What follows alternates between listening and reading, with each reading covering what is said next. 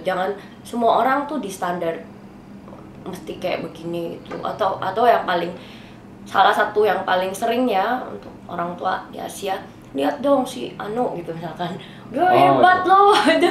Lihat dong si ini gitu, terus dibanding-bandingin, kan kasihan banget itu loh. Jadi itu sebenarnya nggak baik ya. Kasihan kan ya kalau orang dibanding-bandingin begitu, kan nggak semua orang sama. Ada apa lagi kira-kira yang kita bisa belajar untuk child development selain memberi kebebasan untuk anak memikir dan jangan memberi contoh yang anak lain mungkin yang orang tua ingin supaya anaknya begitu juga. Ada lain lagi yang kira-kira pesan yang bisa diberi ke orang tua dan ingin anak supaya sukses dalam hidup?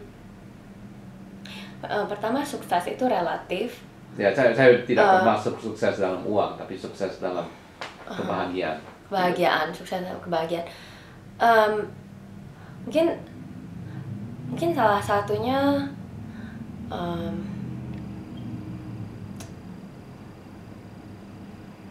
kasih sayang yang tulus, I have to say.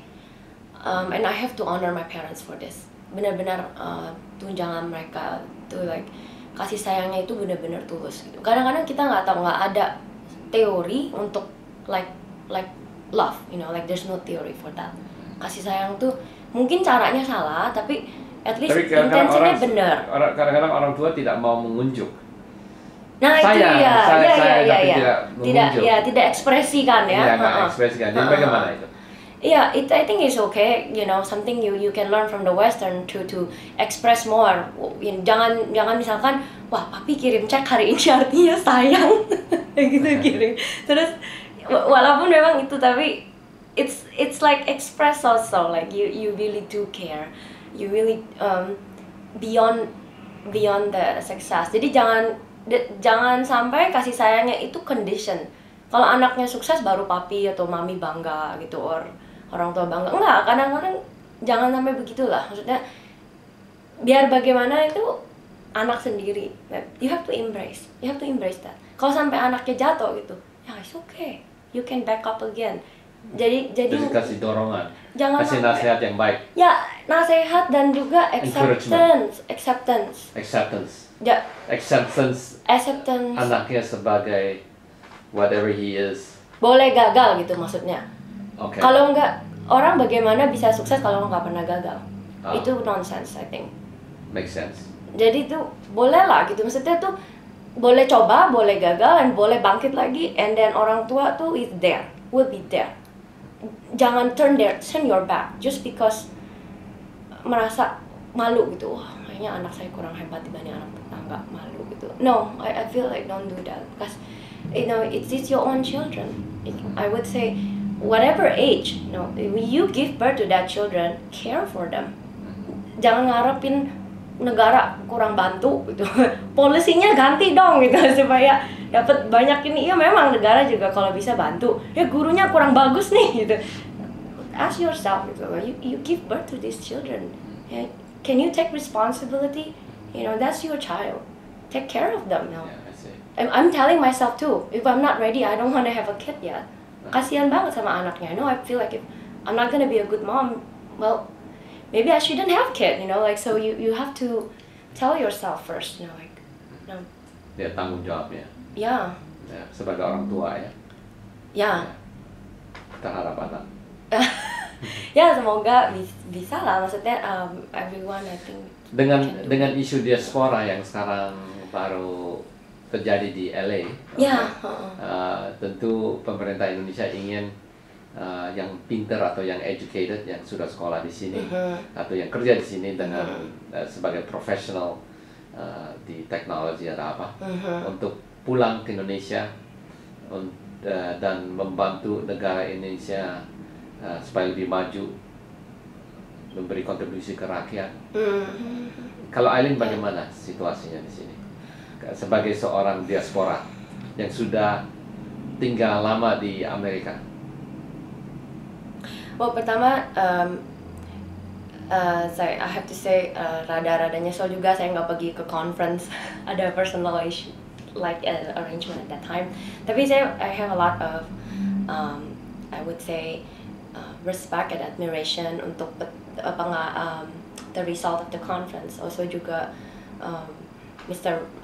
President Yudhoyono and open-mindedness to embrace the Indonesian diaspora. I have to say that. Untuk I think the Duta Besar's initiative too. That's a really really good, to push forward this movement.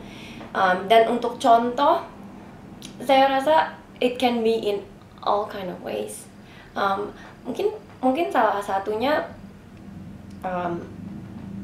once you struggle in a new place and you're doing well, tolong jangan lupa akan bangsa di mana kita dilahirkan dan dibesarkan. That's one my encouragement. Jadi kalau seandainya Aileen sendiri yang ada sekolah pendidikan di sini dan juga sebagai seorang yang sudah ada pengalaman di arsitek, bagaimana membantu pemerintah Indonesia dan rakyat Indonesia untuk lebih berkembang seandainya sebagai seorang diaspora? Apa mungkin Aileen ada visi di situ atau gimana? I have a lot of vision in that. Waktu dulu sih waktu kuliah saya sering fundraising untuk pendidikan. Tapi nggak banyak sih, dapetnya nggak banyak. Terus atau memperkenalkan budaya like dansa. Saya sempat jadi Berkeley Indonesian Student Association President 1 tahun. Terus ya memperkenalkan budaya Indonesia dengan baik, it's another thing. Bagi-bagi informasi dan teknologi. I set up a new website just to share information about education, for examples. Tapi yang kasih contoh, like misalkan Pak Sehat Sutarja, Dr. Sehat Sutarja, like he's successful case of Indonesian diaspora, and he's giving back whatever level he can, even to Berkeley. He donated something like $20 billion or something like that, and then to Indonesia, like through his sharing his perspective. You can do that at his level, but at any level you still can. Either kirim uang, bagi pengalaman, bagi informasi, apa aja, dalam bentuk apa aja. Yang penting ada keinginan. Kalau kita nggak ada keinginan, then there's no action. The willingness first. There's no motivation. Yeah. Kayak Om John sendiri, like you build Kabari. That's because you want to give back something. You want to share something. Motivationnya itu have to be beyond profit making. If it just end up in profit making, I would say that's just individual motivation. It's not as much as respected as you really want to give back. So if it's possible, let's go beyond that. Karena orang Indonesia tuh perlu ini gitu loh. Bukannya jangan ada pemikiran gimana caranya gunain orang yang belum tahu something supaya kita lebih hebat. Pikirannya tuh harus bagaimana kita bisa sama-sama maju. Jangan dalam arti, a lot of people say we have to compete. Like my personal belief itu kita compete sama diri sendiri tapi kita collaborate sama orang lain. That's a good word. Yeah. Maksudnya tuh kita tuh need to always be like the best of ourselves and compete. Can I do better? Can we do better today than yesterday? Tapi kalau sama orang lain jangan suka, wah biar dia hebat, kita masih lebih hebat. No, it's so what? Itu kan hebat nggak hebat, opinion orang masing-masing. Ya, yang penting kita collaborate sama orang lain gitu loh. Gimana kerjasama sama dia, gimana kerjasama sama A, B, C, D, E. Itu baru kita bisa bikin sesuatu yang lebih bagus lagi dan sama-sama maju. That's win-win. Oke, ada lagi kesan-kesan? Kesan-kesan terakhir, kalau boleh kasih nasihat. Nah, bukan nasihat. Kalau nasihat, boleh kenalin ini nggak satu? Saya pengen selesai. Boleh. Ini adalah wayang Raden Lesmono. I wanna see Raden Lesmono. Ini ada sesuatu yang pengen disampaikan? Oke. Jangan lupa akan Bhinneka Tunggal Ika. I like puppet show. But, terima kasih Raden Lesmono. Where are you from? "Oh, I come from far, far away land in Indonesia." Okay, what is Bhinneka Tunggal Ika? Bisa ngomong bahasa Inggrisnya nggak? In English means unity in diversity. Okay, I'm going back. That's like when I was a preschool teacher, I like to do puppet shows, so hopefully you don't mind. But unity and diversity itu interesting. It's from 14th century at Majapahit, zamannya kerajaan Majapahit, and guess what? In 2010, where I happened to attend curriculum conference, China curriculum conference in Hong Kong University. Itu banyak scholars and professors from different places. The theme is unity and diversity. And I never really relate to Bhinneka Tunggal Ika until like these days, and I was like, oh my god. That was I was preparing for the interview.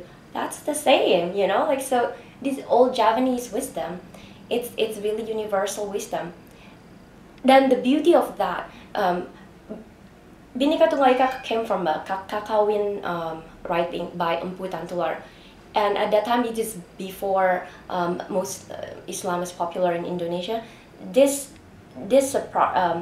writing is an encouragement for the Buddhists and the Hindu to live together in peace, because they say that the truth in Buddha, Bodhisattva, and then the truth in Shiva in Hindu is actually different, but they are all the same. So there's no duality in truth. So why we have to fight? That this is even before Indonesia became the largest Muslim country. So you know, like in that way, I would say that yeah, beraneka ragam tapi satu itu so beautiful. Kenapa nggak kita coba sebelum kita judge, you know, like something that is different, or sebelum kita kayaknya tuh reject, why don't we step back a little bit, be open-minded, and think through it itu. Bisa nggak kita apply Bhinneka Tunggal Ika in a daily basis?